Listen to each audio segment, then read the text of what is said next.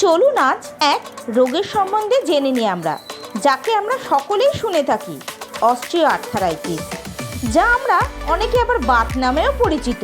আমাদের সকলের পরিচিত এই অস্টিও আর্থারাইটিসটি কী কী লক্ষণ হয়ে থাকে আসুন এবার তা আমরা জেনে নিই। জয়েন্টে ব্যথা, জয়েন্টের কাছাকাছি ফোলা, হাঁটু শক্ত হয়ে থাকা বা পা ভাঁজ করতে অসুবিধা হওয়া, এইসবই অস্টিও আর্থারাইটিসের লক্ষণ।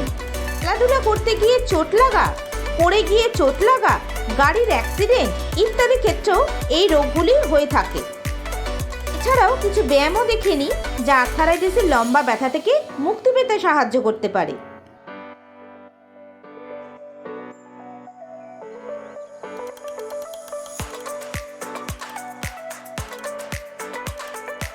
আমাদের পরিষেবাগুলি হলো ফিজিওথেরাপি, ইসিজি, অক্সিজেন পরিষেবা, বাড়ি গিয়ে রক্ত পরীক্ষা, রোগী পরিবহন